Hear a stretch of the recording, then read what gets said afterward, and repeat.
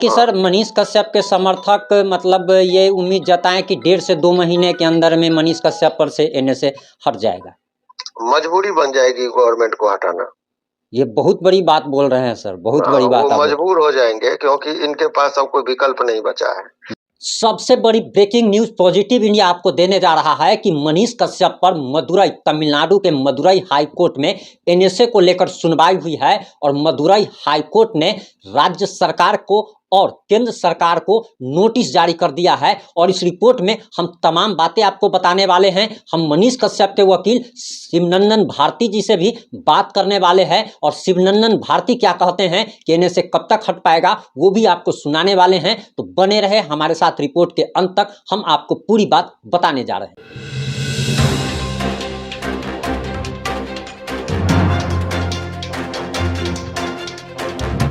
नमस्कार, मैं प्रिंस कुमार सिंह और आप देख रहे हैं पॉजिटिव इंडिया। अगर अभी तक आपने चैनल को सब्सक्राइब नहीं किया है तो खबरों से अपडेट रहने के लिए चैनल को सब्सक्राइब कर लीजिए और जो लोग ऑलरेडी कर चुके हैं उन सभी लोगों को सही हृदय धन्यवाद। दरअसल मनीष कश्यप पर तमिलनाडु के मदुरई हाईकोर्ट में सुनवाई हुई और एनएसए को लेकर ये सुनवाई हुई है और इसके बाद जो खबर आ रही है कि मदुरई हाईकोर्ट ने गृह सचिव को और राज्य सरकार के गृह सचिव, केंद्र सरकार के गृह सचिव को नोटिस जारी कर दिया है और जवाब मांगा है। एनएसए को लेकर के जवाब मांगा गया है और सिर्फ केंद्र सरकार और राज्य सरकार को ही नहीं बल्कि मदुरई के जिला कलेक्टर को भी नोटिस जारी किया गया है और उनसे भी जवाब मांगा गया है। हालांकि इन सब के लिए उनको 8 हफ्ते का यानी कि लगभग 2 महीने का वक्त दिया गया है और 2 महीने के अंदर जवाब देने के लिए कहा गया है। हम आगे शिवनंदन भारती जी से बात करने वाले हैं और शिवनंदन भारती वही व्यक्ति है जो भी मनीष कश्यप केस को देख रहे हैं और लगातार मनीष कश्यप के केस को स्टडी कर रहे हैं। वो पूरी जानकारी आपको देंगे। तो चलिए बात करते हैं मनीष कश्यप के वकील शिवनंदन भारती जी से। हेलो। हाँ बोलिए। जी प्रणाम सर। सर मैं प्रिंस पॉजिटिव इंडिया से बोल रहा हूँ सर। जी बोलिए। सर आप मनीष कश्यप केस को देख रहे हैं, आपका सर प्लीज 2 मिनट समय चाहिए सर। अब उसमें नया कहाँ कोई बात है सर? उसमें एक नई बात आ गई है इसलिए सर मैंने आपको कॉल किया है। क्या बताइए सर? मदुरई हाई कोर्ट में एनएसए को लेकर के सुनवाई हुई है और इसमें गृह सचिव को राज्य सरकार के तमिलनाडु और जी सर नोटिस हुआ है। हाँ। और सर 8 हफ्ते का वक्त दिया गया है सर। तब तो ये 8 हफ्ते का वक्त लगभग 1.5 से 2 महीना सर। तो ये 2 महीना सर यानी कि एनएसए उम्मीद था लोगों का कि अब 1 से 1.5 महीने में, क्योंकि 4.5 महीना हो चुका है और फिर से 3 महीने पर रिवीजन होता उसका, तो इसमें मतलब अब तो दिक्कत आ जाएगा सर। कोई दिक्कत नहीं आएगा। वो राज्य सरकार को पावर है, वो चाहे तो आज भी हटा सकता है जी। और कोर्ट की जो प्रक्रिया है जी, वो प्रक्रिया है कि कोर्ट में ये 2 महीने का दिया है कि आप जवाब हमको मैक्सिमम दिया है कि आप दीजिए जी। तो वो जवाब देने के लिए बोला है कि कोर्ट के माध्यम से जब हटेगा तब 2 महीने का वक्त दिया है जी। और इससे पहले राज्य सरकार को जो रिवीजन जो होगा जी सर, जो 6 महीने के अवधि पर कोर्ट के समक्ष, तो हो सकता है उससे पहले वो हटा दे। आज भी चाहे तो वो रिव्यू करके हटा सकता है सर। तो इसका वो कोर्ट की प्रक्रिया है जी। और उसको डिस्क्रिशनरी पावर राज्य सरकार और केंद्र सरकार को पहले भी हटा दे सर हमने आपका इंटरव्यू एक देखा था जो आपने रवि भाई को दिया था, रवि भट्ट को। उसमें सर आप बोल रहे थे कि डिफॉल्ट बेल मिला है मनीष कश्यप को सारे मामलों में, तमिलनाडु के सारे मामलों में, और इससे ये प्रतीत होता है कि एनएसए जो लगाया गया है वो फर्जी तरीके से लगाया गया है।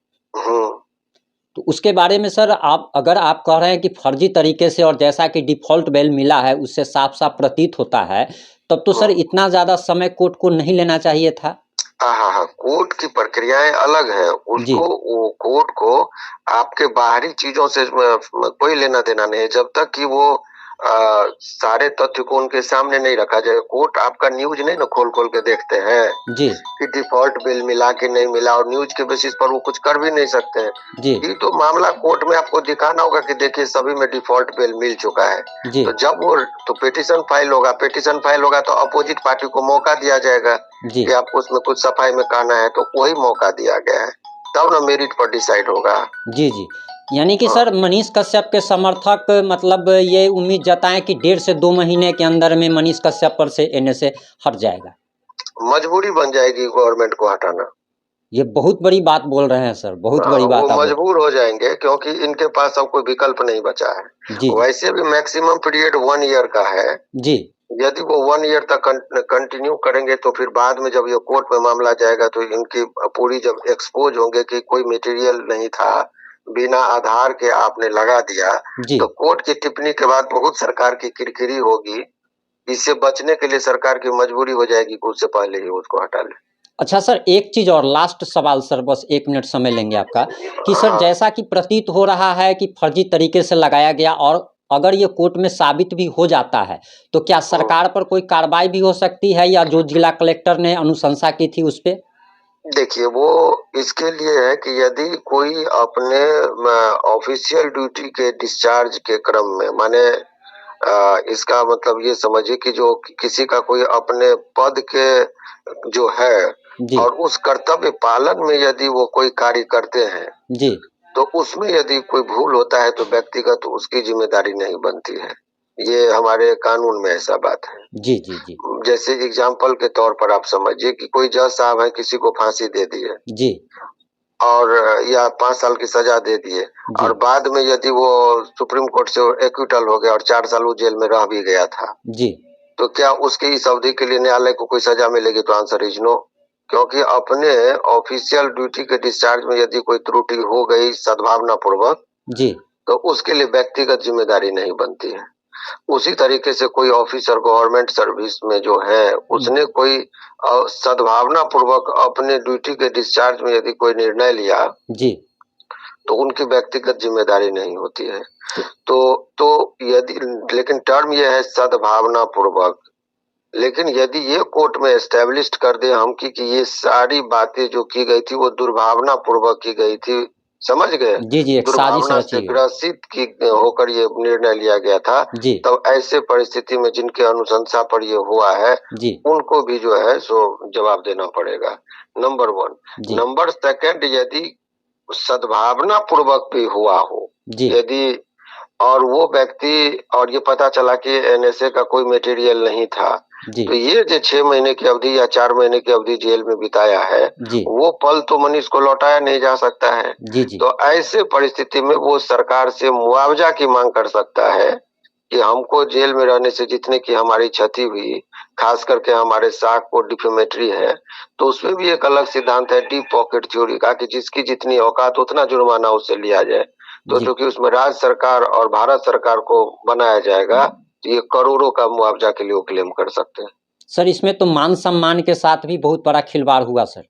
तो इसीलिए मैंने कहा ना डिफेमेटरी की उनकी मानहानि जो हुई है, तो मानहानि के लिए मुआवजा यदि वो मांगेंगे तो उनको करोड़ों अरबों के लिए वो क्लेम कर सकते हैं। बहुत बहुत धन्यवाद सर, आपने अपना कीमती समय दिया, इसके लिए बहुत बहुत धन्यवाद सर। बहुत बहुत शुक्रिया। प्रणाम सर, प्रणाम। जैसा कि अभी आप लोग शिवनंदन भारती जी को सुन रहे थे, और शिवनंदन भारती वही व्यक्ति है जिन्होंने सिविल कोर्ट में, पटना के सिविल कोर्ट में मनीष कश्यप जब सुनवाई में जब शामिल हुए थे तो उस समय अभी शिवनंदन भारती ही मनीष कश्यप का केस देख रहे हैं, और सारा मैटर अभी ये रीड कर रहे हैं और ये समझ रहे हैं, और ये लगातार कह रहे हैं। और अभी अभी आपने इनसे सुना कि साफ साफ इन्होंने कह दिया कि मनीष कश्यप पर फर्जी तरीके से एनएसए लगाया गया है, और उससे मनीष कश्यप को मुआवजा भी मिलेगा, और मनीष कश्यप चाहे तो मानहानि का दावा भी पेश कर सकता है। हमारे बहुत सारे दर्शक कह रहे थे कि जब फर्जी तरीके से जब ये किया गया है तो मनीष कश्यप को भी मानहानि का ये करना चाहिए। तो आपने वकील साहब को सुन लिया, मनीष कश्यप के वकील को सुन लिया कि इन्होंने साफ साफ कहा कि हम लोग आगे इस पर भी कार्रवाई करेंगे। और इसके साथ ही साथ इन्होंने एक बात जो महत्वपूर्ण बात कही कि राज्य सरकार की मजबूरी बन जाएगी एनएसए को हटाना, यानी कि तमिलनाडु सरकार को मजबूर होकर के, और कोर्ट में किरकिरी ना हो इसके लिए मजबूर होकर के उन्हें एनएसए ने हटाना पड़ सकता है। और इस सारे मुद्दों पर आपकी क्या राय है, आपकी क्या प्रतिक्रिया है, आप अपनी प्रतिक्रिया कमेंट बॉक्स में जरूर दीजिएगा। जुड़े रहे हमारे साथ। जय हिंद, जय भारत, जय जय बिहार।